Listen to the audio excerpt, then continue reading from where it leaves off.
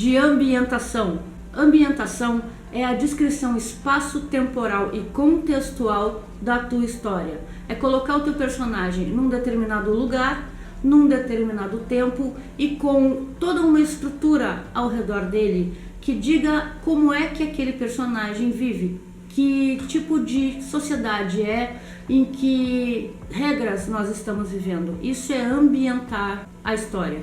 Tem que deixar claro para o leitor onde é que ele está, o que ele está lendo, aonde é que ele está vivendo aquela história. B, de bloqueio criativo. O bloqueio criativo ou branco é a sensação de vazio mental que o escritor tem quando ele não está realmente focado naquela história.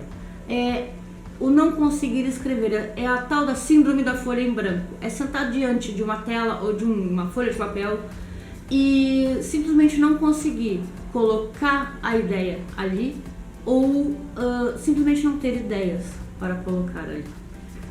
Isso é contornável. Existem técnicas, existem treinamentos, vários exercícios, alguns muito simples, para vencer esse bloqueio criativo. Calma, não se desespera. Todo mundo tem, uma vez na vida que seja, um bloqueio de escrita. C, capítulo. Capítulo é a delimitação das partes que compõem o todo da história.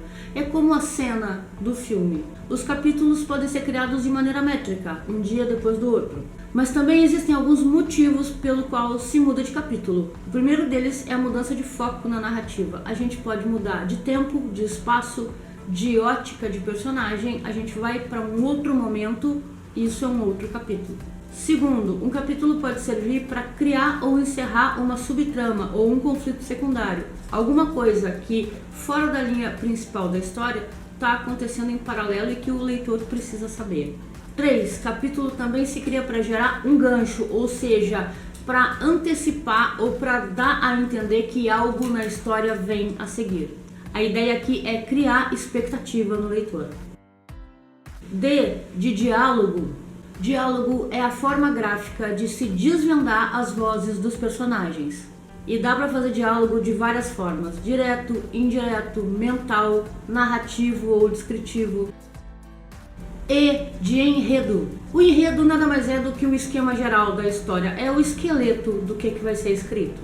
É a ideia principal, o que aquela história nos conta, sobre o que ela vai versar. O enredo, ele traz em si mesmo o conflito principal da trama, ou seja, a linha condutora que vai nos guiar do começo ao final da história. F, de ficção. Ficção é a palavra que define uma narrativa puramente imaginária. É uma história irreal ou recriada a partir da imaginação. Uma narrativa ficcional é aquela que não é histórica, é aquela que não é documental, é aquela que não é realista. Ela pode ser realística, mas ela não retrata um fato.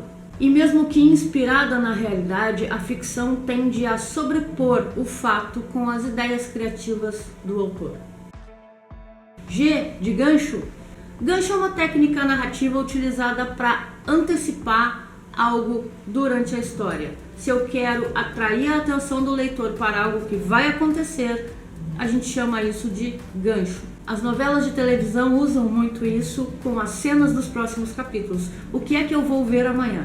Mas não é só em escrita de ficção que o gancho aparece. Em artigos jornalísticos, publicitários, em roteiros, em scripts, todos eles se favorecem do uso do gancho para antecipação e para prender a atenção do espectador. H, de herói. O herói é normalmente o mocinho da trama, aquele que vai lá e resolve o conflito principal daquele enredo. Mas a figura do herói ela pode estar espalhada pelo livro todo, em protagonistas, em antagonistas, em vilões, dentro do arsenal de personagens criados pelo autor. O herói é aquele que normalmente cria a empatia com o leitor e que traz as características e as condutas que vão desenvolvendo a história até o seu desfecho. E de intimista. Uma narrativa intimista é aquela que segue a imaginação ou o pensamento do próprio personagem, meio que deixando de lado a exteriorização da história. É quando o leitor é impelido a pensar junto com o personagem e participar dos sentimentos daquele personagem, não só de suas ações. A narrativa intimista traz a voz interna do personagem, tudo o que ele sente, tudo o que ele pensa e quais são os seus métodos de conduta enquanto a trama se desenrola. J de jargão. Jargões estão dentro dos diálogos, dentro das prosódias. Prosódia é como o personagem se comunica, de que maneira ele fala. E o jargão é aquele conjunto de palavras, de frases, de gírias que é usado especificamente por aquele personagem daquele determinado lugar, espaço e tempo. O perigo dos jargões é tornar o personagem caricato quando a gente usa demais desse recurso. K de kenosis.